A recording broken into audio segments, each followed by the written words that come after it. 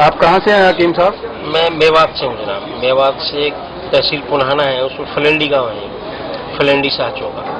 आपके साथ गोरक्षा का नाम जुड़ा हुआ है। जी जी जी। ये गोरक्षा क्यों होनी चाहिए और कैसे होनी चाहिए? जनाब ये दरअसल क्यों होनी चाहिए, क्योंकि गाय के बिना इंसान जीवित ही नहीं रह सकता। सच्ची बात ये है। गाय एक ऐसा पशु है, हम गाय को नहीं बचाते बल्कि गाय हमें बचाती है। हमारी आंखों में पट्टी लगी हुई है, हम ये कहते हैं कि हम गाय बचाएं। हम कौन होते हैं गाय बचाने वाले? गाय नहीं रही तो ये दुनिया ही नहीं रहेगी। मैं नहीं कहता ऐसा, ऐसा वेद कहते हैं, ऐसा कुरान कहता है, इस्लाम का कानून कहता है। के जो गुण हैं जी, उनके बारे में कुछ बताइए। जनाब जितने पशु धरती पर आए हैं, सबसे ज्यादा गाय के दूध में जो गुण है वो किसी पशु के में नहीं है। इसका जो घी निकलता है उसमें जो गुण है वो और किसी पशु के घी में नहीं है। इसकी छाछ और दही में जो गुण है वो किसी भी पशु के में नहीं है।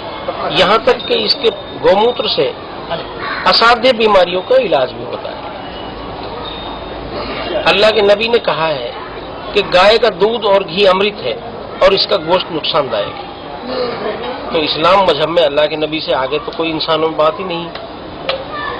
हकीम साहब, गौ हत्या में ज्यादातर मुसलमानों के नाम आते हैं। आप उन लोगों को जो गौ हत्या करते हैं उन्हें क्या संदेश देना चाहेंगे?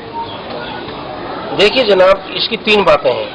पहला तो मैं भारत सरकार से बार बार अपील करता हूँ कि भारत सरकार को पूर्ण गौ हत्या बंदी कानून बनाना चाहिए, नंबर 1।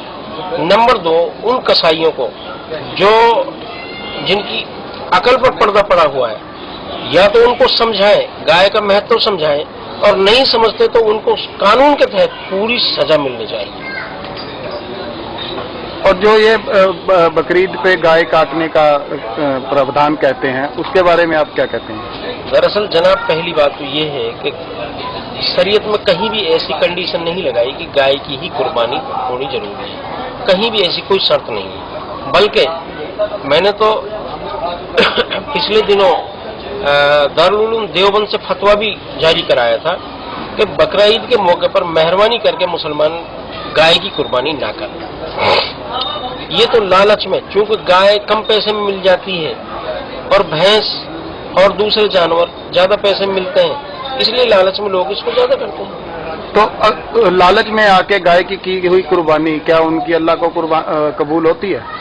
शरीयत के एतबार से तो चूंकि जो चीज इस तरह चोरी चोरियां होती है, मेरी मौलवियों से बात हुई, ये सही बात ये कि इसका गोश्त वैसे भी जायज नहीं है, और जिसका गोश्त वैसे ही जायज नहीं है इस तरह से चोरी में, तो कुर्बानी की बात कहाँ रह गई? मेहरबानी।